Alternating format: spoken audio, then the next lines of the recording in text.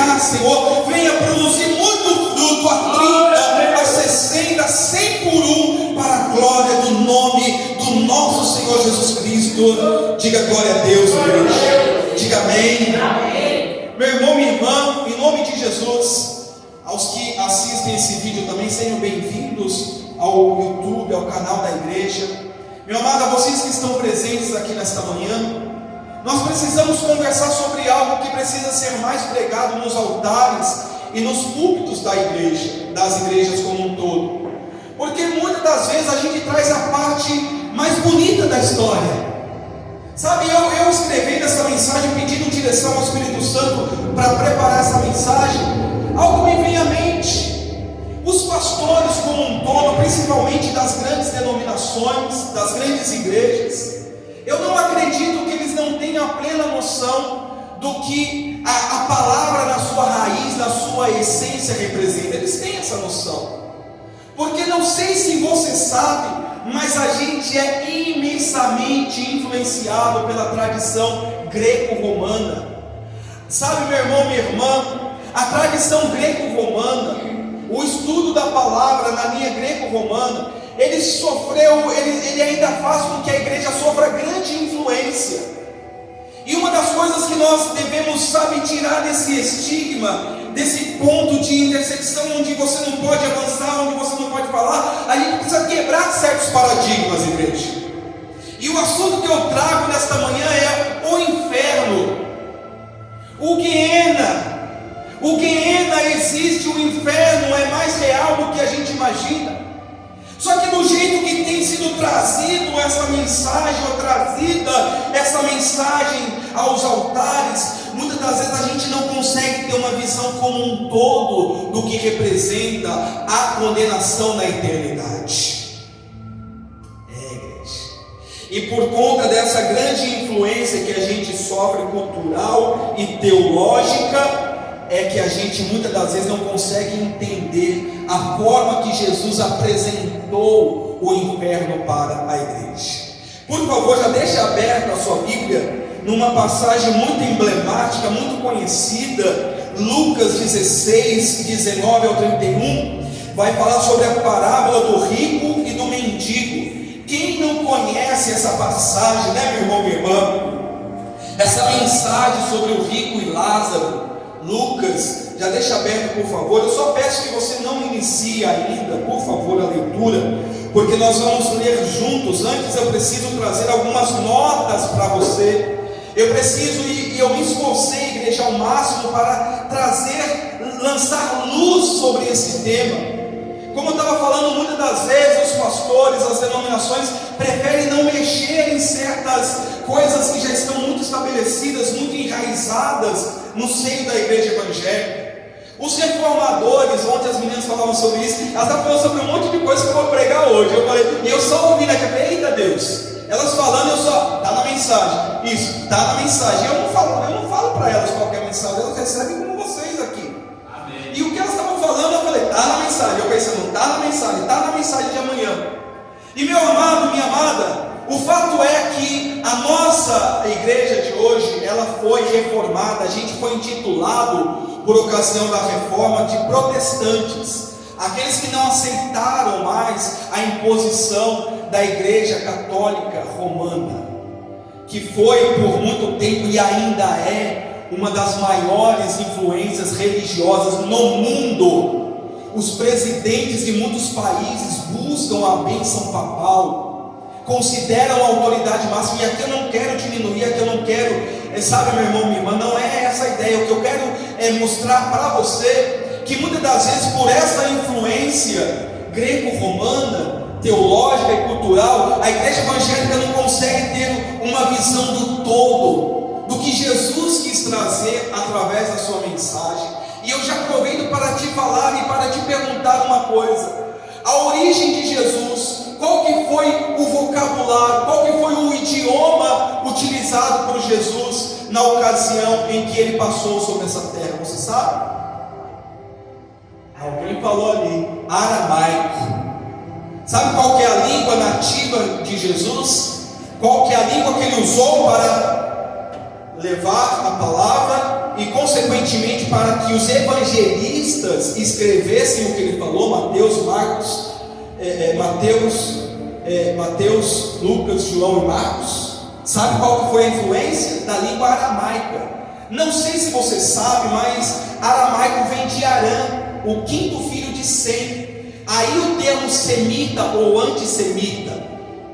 Arã foi nada mais nada menos do que um neto de Noé. Você está entendendo, igreja? Então essa linguagem aramaica, ela surgiu e a história diz que Arã foi um dos pais ou fundador de Ur. Você sabe o que é Ur? Depois veio ser chamada Ur dos caldeus, onde o povo judeu acabou ramificando a sua influência, acabou até de certa forma se misturando com povos que Deus falou que não deveriam se misturar, mas isso fica por uma outra ocasião.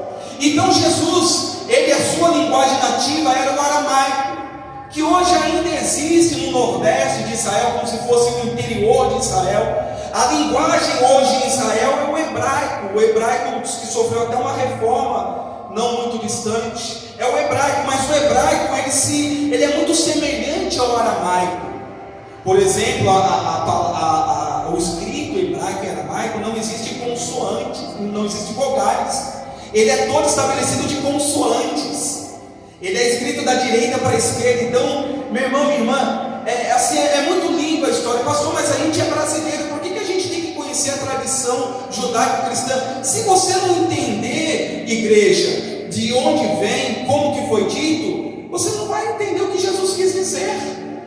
E eu estou aqui para isso, para, no tocante à minha responsabilidade, me esforçar ao máximo para trazer a palavra mais limpa para vocês possível.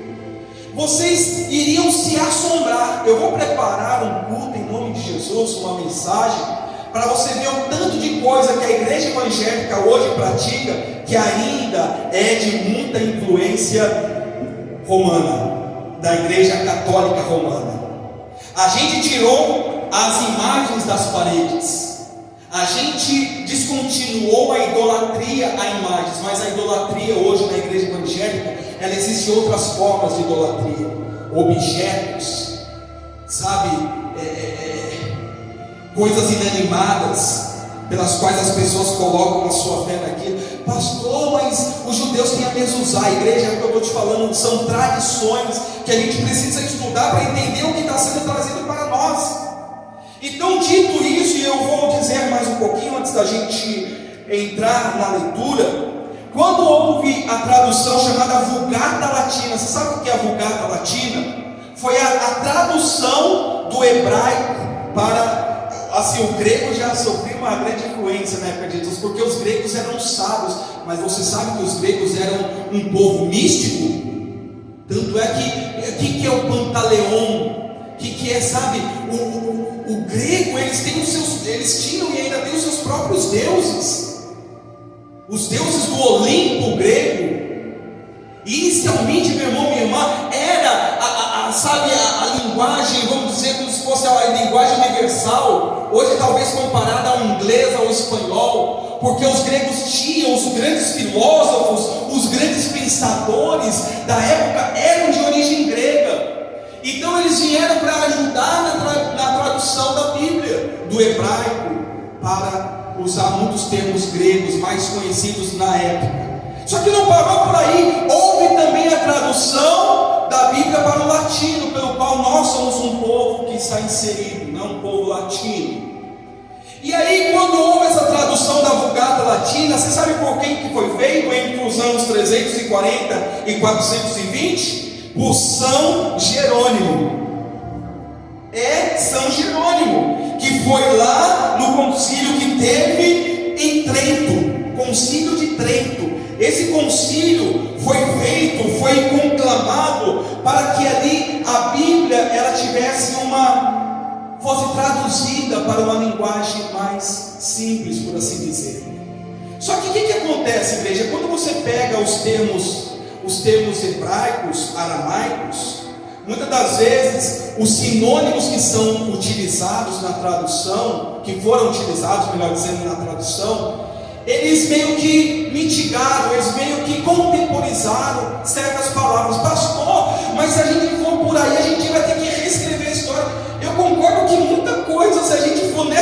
condição, muita coisa a gente vai ter que reaprender, igreja. Sabe essa reforma que a gente teve do português? A reforma do novo português? É mais ou menos isso. Mas por enquanto vamos nos atentar à mensagem de hoje. Então, essa influência, como eu estava dizendo, eu vou preparar uma mensagem para você ver quantas coisas a igreja evangélica ela ainda pratica por influência de Roma. Quantas crendices. Vocês não têm crendices não, tem, igreja? Mas tem muitas coisas que a igreja pratica. Essa risadinha amarela aí diz tudo. Tem muitas crendices que a gente pratica, que a gente não sabe, mas é de origem romana, é de origem católica. E eu amo todos os meus irmãos católicos. Aqui fica o meu amor, o meu carinho. Mas eu preciso trazer a essência da palavra de Deus. Porque por muitos séculos os detentores da verdade, da mensagem, da palavra foram os padres católicos, as autoridades católicas, até que os reformistas se levantassem contra essa influência, e assim começou o movimento protestante. Só que assim, igreja, os pais da reforma, eles mudaram muitas coisas, só que outras tantas, eles não conseguiram mudar. Talvez por falta de influência, por falta de alguém ali por trás ajudando, mas foi um grande passo para a igreja protestante. Hoje nós somos considerados protestantes, né? Nós somos cristãos evangélicos, mas o título por advento da reforma foi protestantes. Então, meu irmão, minha irmã, por que eu estou falando tudo isso antes de entrar na parábola do rico e de Lázaro? Por que, pastor, o senhor está falando tudo isso? Vou te explicar já o primeiro ponto. Você sabia que a palavra inferno não existe na Bíblia? Pastor do céu!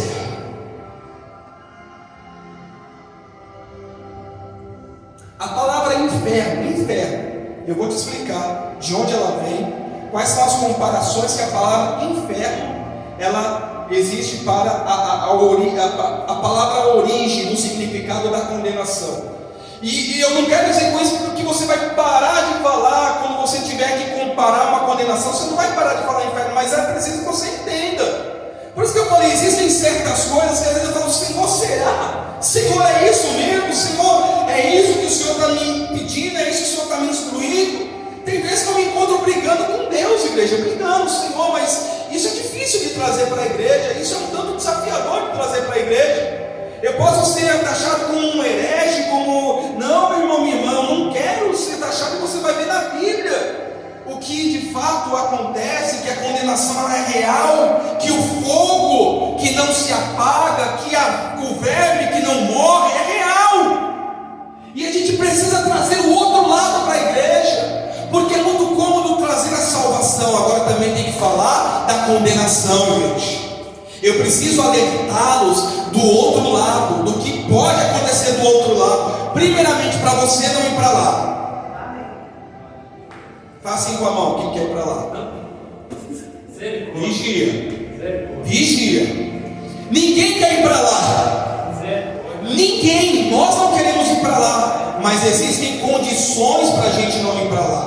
E a gente precisa entender o que é lá, quem vai para lá e o que fazer para não ir para lá. Eu sei que você sabe, mas eu quero dar mais luz a esse tema.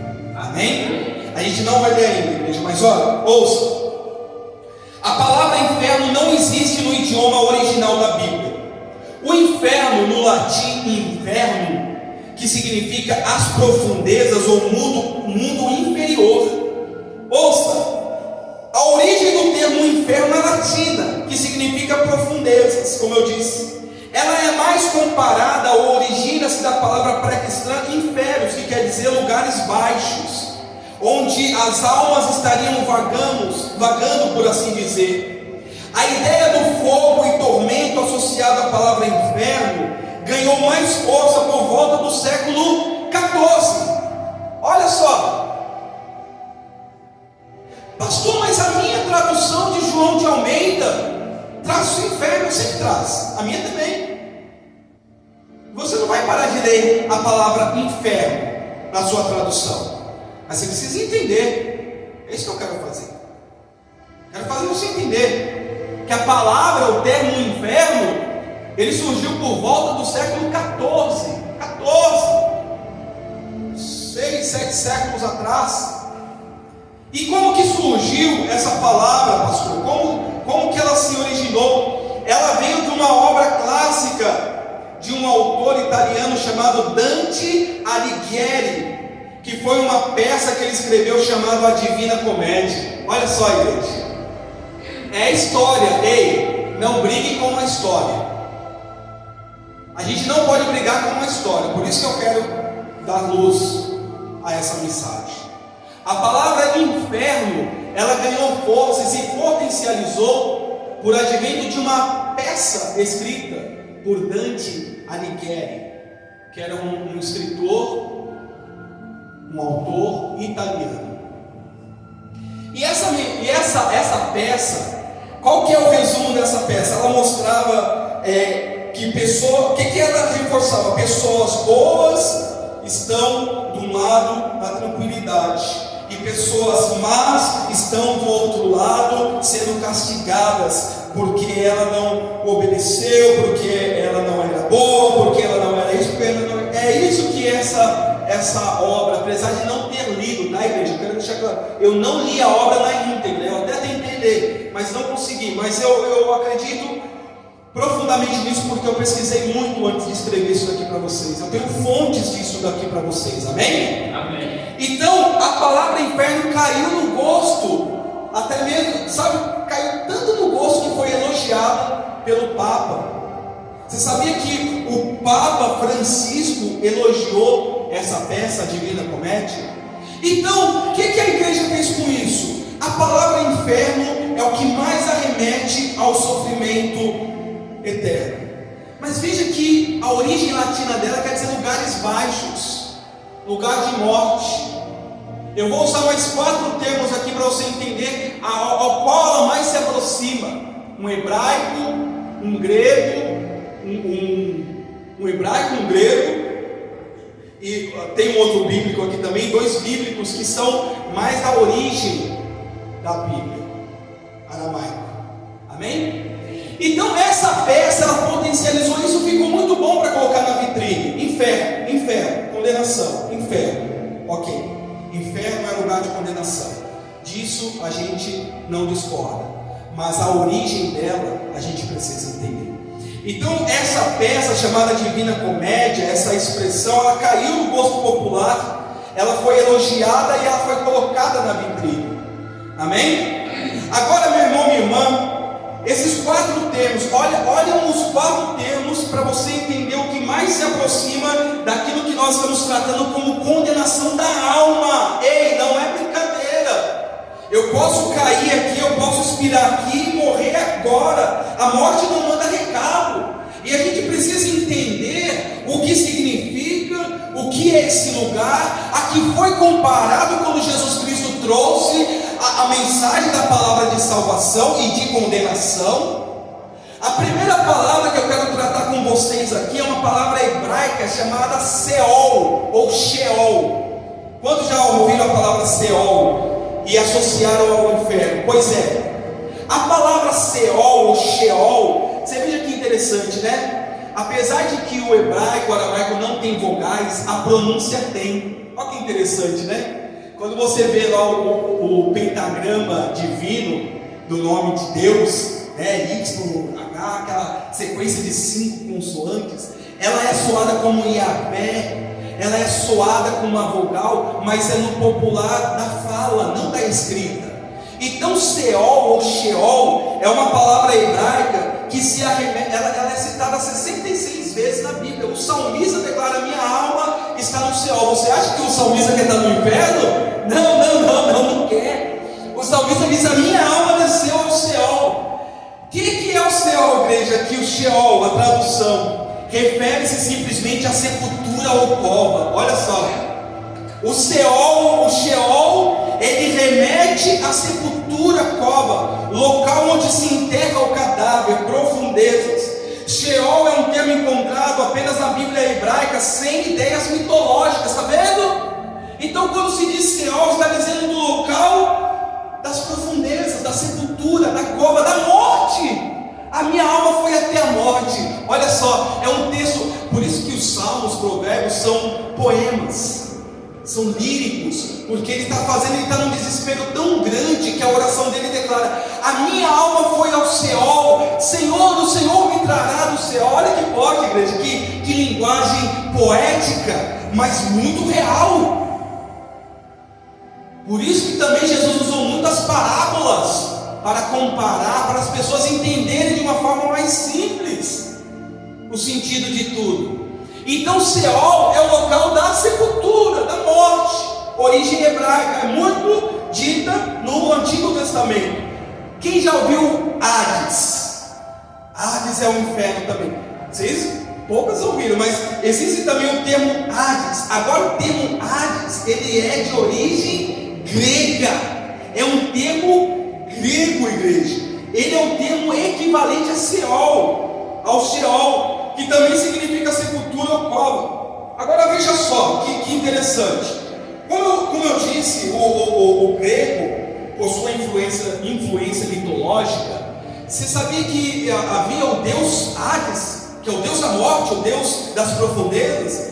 É só você assistir esses filmes que tem de Hollywood. Hércules, tem aquele outro também, o do raio lá, Percy Jackson. Você vai entender como que é o Pantaleão, como que é, sabe, essa distribuição dos deuses gregos. E você imagina esse pessoal ajudando na tradução da Bíblia. Então algumas coisas mitológicas foram inseridas na Bíblia. E eu vou te falar uma coisa, igreja: o misticismo não é de Deus. Essa coisa mística, diga por favor, o sobrenatural é de Deus. Agora o misticismo, não. O que é misticismo? Igual falam do estudo das galáxias, né, das estrelas, também chamado como horóscopo, também conhecido como horóscopo. Você sabe que o estudo das estrelas, quando Deus ele quis direcionar Abraão, Deus mandou Abraão olhar para onde? Para as estrelas. Então não é errado o estudo das estrelas agora, o errado é revelar o signo. Olha, lê aqui o que o seu signo está esperando. Vocês não fazem isso, tenho certeza que não, então nem me preocupo. Só estou usando um exemplo, não me preocupo. Porque signo, igreja, é misticismo. Você não precisa ler o seu signo do dia, lê a Bíblia. A Bíblia está dizendo o que vai acontecer na sua vida enquanto acabou. Então, vejam só, essa palavra Hades, ela também foi introduzida na tradução, na equivalência à palavra inferno. Aqui eu estou fazendo uma equivalência de palavras, e eu quero que fique muito simples de vocês entenderem, amém, igreja? Então também se tratava de uma palavra carregada de conteúdo religioso para a vida após morte, que é o Hades. Agora tem uma terceira palavra chamada Tártaro. Já ouviram do Tártaro? O Tártaro é o local que foi reservado para os anjos caídos. Pedro fala sobre isso. Se Deus não poupou até os anjos caídos e reservou para eles a condenação eterna, que é o Tártaro, é o local onde os anjos caídos aguardam o seu julgamento final. Então essa é uma terceira variável que muitas das vezes as pessoas confundem dentro do contexto de salvação e condenação eterna. Todos entendendo até aqui, igreja, em nome de Jesus? Amém? Amém? Faz com a mão quem está entendendo. Vocês não levantaram a mão, vão ficar preocupados. Está entendendo, irmão? Então tá bom. Eu falei, Senhor, eu preciso trazer uma palavra clara, mas simples da gente entender. Então, tem mais esse termo Tártaro. Por fim, igreja, agora, por favor, ouça para você estremecer como eu estremeci. Geena. Essa foi a palavra originalmente utilizada por Jesus Cristo, quando ele quis declarar sobre a condenação eterna. O termo utilizado no aramaico foi Geena. Se escreve Geena, mas se soletra Geena. Então esse foi o termo utilizado por Jesus e aparece cerca de 12 vezes. Olha que forte, né? 12 vezes, um para cada discípulo. Ah, pastor, isso é numerologia. Não, meu irmão. A palavra de Deus não tem coincidência. A palavra de Deus, diga, é perfeita. Quando você começa a entender e ler a palavra de Deus, você vê que tudo se encaixa, não há contradições na Bíblia. A Bíblia se encaixa, ela é perfeitinha. Claro que os termos que são utilizados, muitas das vezes para a tradução, confundem um pouco. Por isso que a gente tem que ir na raiz. Por isso que a gente tem que ir lá embaixo, sabe? Aprofundar lá embaixo para a gente entender direitinho a palavra do Eterno. Então, Guiena, ele foi utilizado 12 vezes no Antigo Testamento, no Novo, perdão, e ele se refere ao local da destruição final dos ímpios. Amém? Então, Guiena é o que nós hoje equivalemos, se a gente for trazer a cultura atual da igreja evangélica cristã, ao termo inferno, Guiena. Pastor, mas o que é o Guiena? Aí você vai ver que umas coisas começam a fazer total sentido. Por isso que Jesus, quando ele usava um termo, uma palavra, igreja, era exatamente para nos dar a perfeita noção do que ele estava dizendo. Então, Guiena, ouça e fique boquiaberto, foi um local utilizado durante o reinado dos perversos. Eles eram perversos, rei Acaz e Manassés. Eram reis que eram para ser de Deus, mas foram perversos a ponto de cometerem atrocidades horríveis. Passou aqui atrocidades. Os israelitas idólatras da época, por isso que hoje a gente também tem evangélicos idólatras. Veja, israelita é idólatra. Deus condenou veementemente a idolatria, mas o povo não deixou de idolatrar. Então os israelitas idólatras da época do rei Acaz e de Manassés, igreja, o que eles faziam? Ouça por favor. Eles imitavam os costumes de outras nações, a ponto de queimar crianças recém-nascidas. Atenção, eles queimavam crianças, eu disse o que, meu irmão? Recém-nascidas em sacrifício ao deus Moloque. Esse vale chamado Guiena era um local de morte de inocentes, crianças, faziam passar pelo fogo.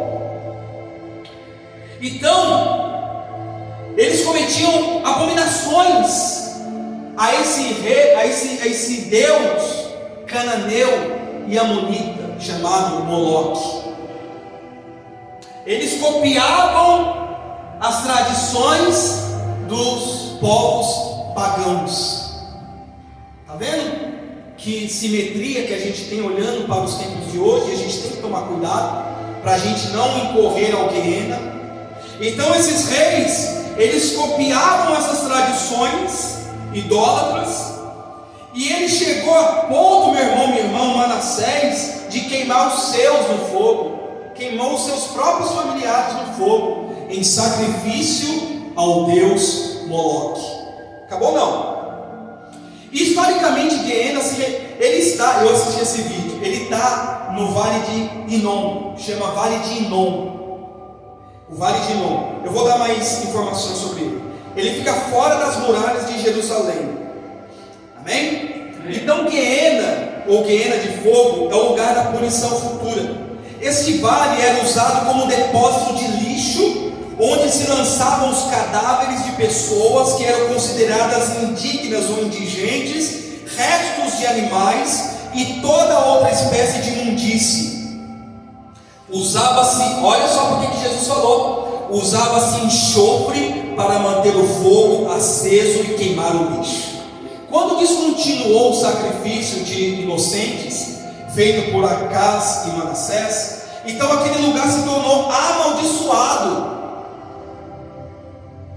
Eu vi esse vídeo e olha que ele está ao pé do Monte Santo. Ele está ao pé do Monte Santo, fora das muralhas de Jerusalém. O Monte Sião e embaixo o Vale de Rinom. Então, por que Jesus usou esse termo Guiena, intitulado, e isso se arremete ao Vale de Rinom?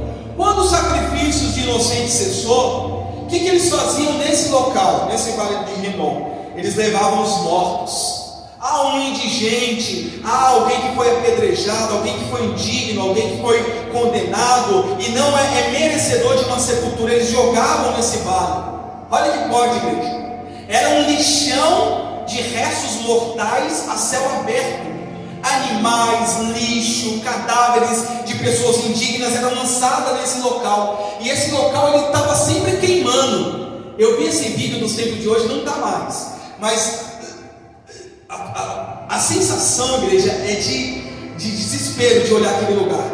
Ainda dá para se ver chamuscado. Eles tornaram esse local amaldiçoado. E existiam algumas catacumbas, algumas gavetas, onde depois que esses mortos, eles queimavam até os seus ossos ficarem expostos, os ossos eram depositados.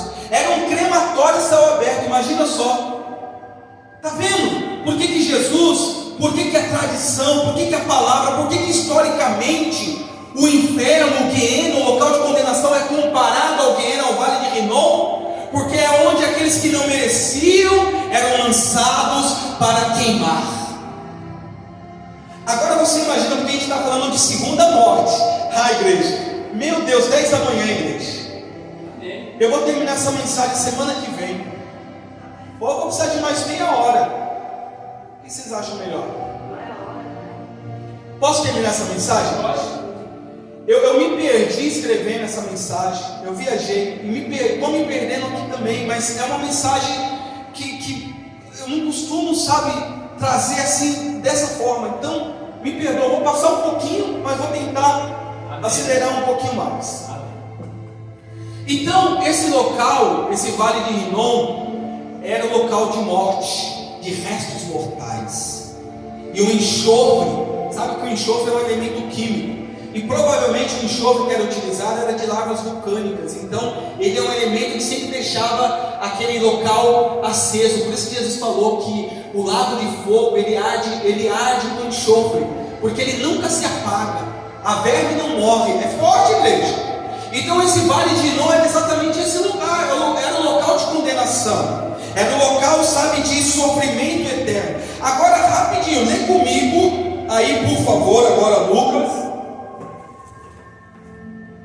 Vamos entender o que Jesus quis dizer aí em Lucas.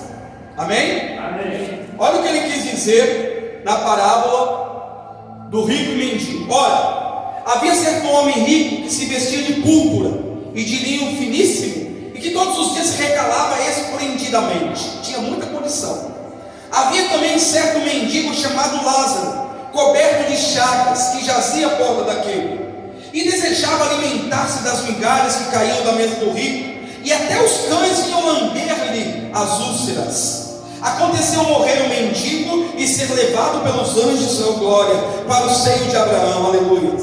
Morreu também o rico e foi sepultado. No inferno, no Guiena, estando em tormentos, levantou os olhos e viu ao longe Abraão e Lázaro no seu seio. Veja, rapidinho, o inferno é uma extensão da condenação eterna.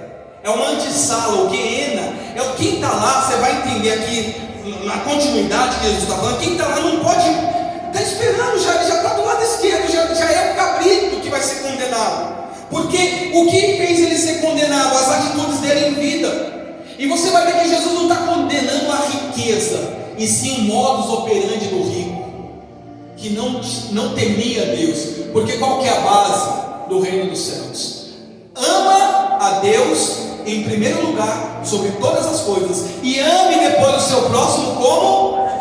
Mas esse rico não se importava com o mendigo na porta. Você está vendo? Por isso que ele, meu Deus, glória a Deus, não é difícil da gente entender. Então essa antessala que é o ponto final. Aí ele diz aqui, no 23, no inferno, estando em tormento, levantou os olhos e viu ao longe Abraão e Lázaro em seus seios. Já pensou, igreja?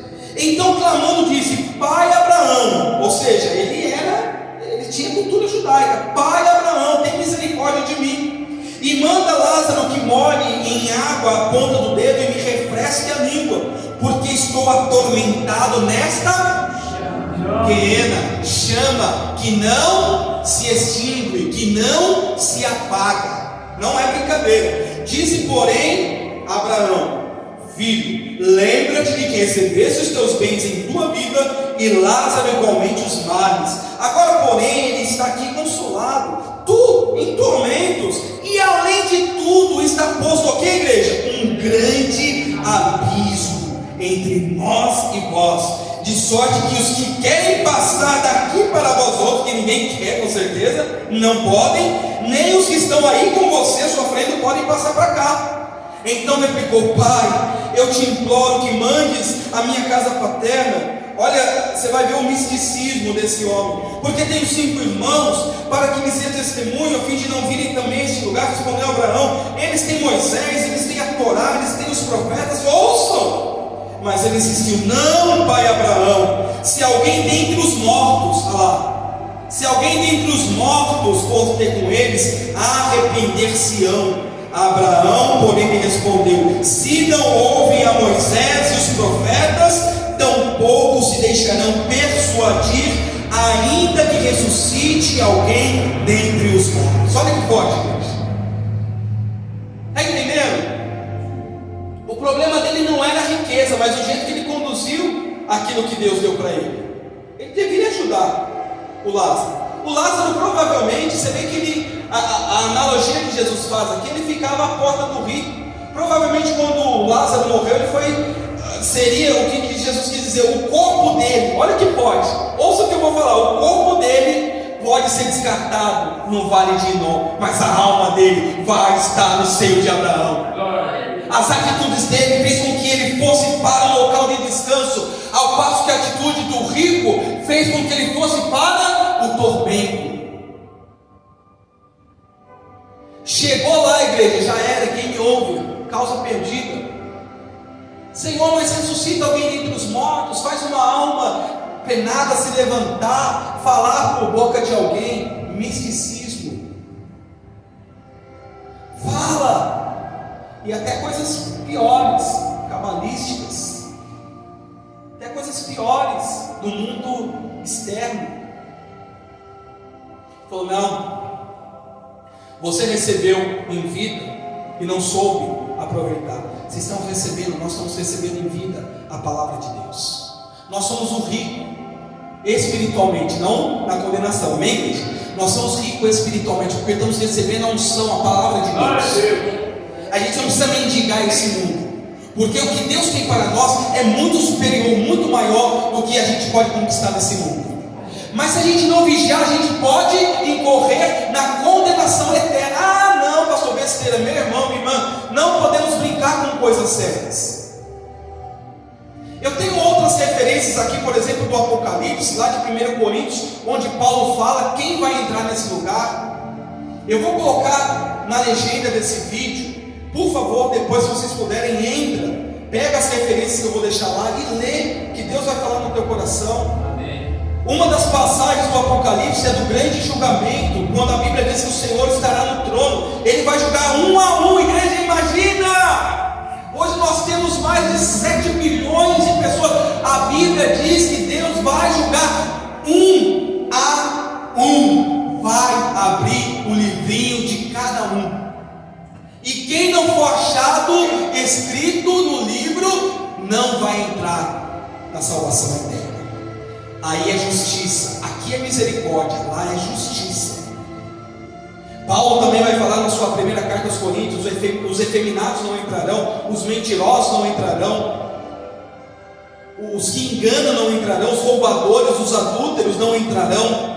Então existe uma qualidade de pessoas eleitas para entrar, para estar como o Lázaro, no descanso, no seio de Abraão. Quem não tiver essas qualidades, vai para o mesmo caminho que o rico foi, para a condenação eterna, para o Guiena, para o fogo que queima e não se extingue. Até me perdoa, eu queria ler todas essas passagens para você ver a seriedade disso que nós estamos ouvindo nesta manhã, igreja. Se a gente der o último suspiro nesse mundo e estiver em pecado, a gente vai direto para essa antessala, direto para o Guiena, para o local de tormento.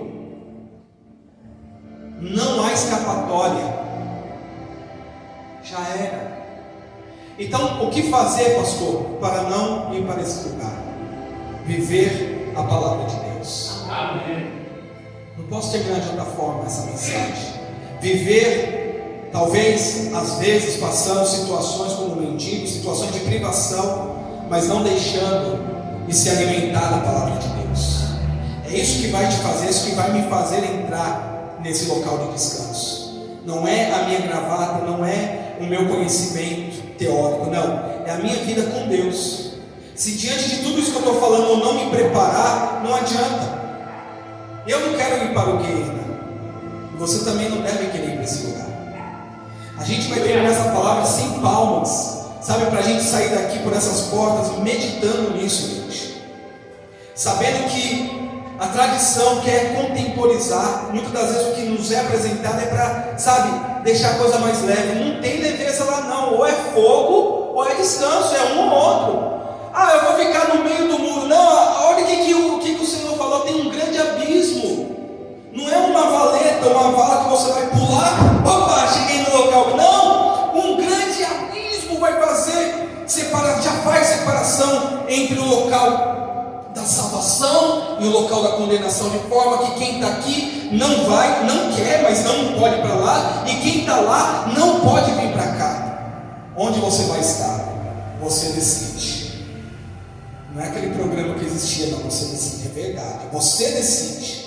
As suas atitudes vão mostrar para onde você vai. Glória a Deus. Deus abençoe a todos em nome de Jesus. Amém.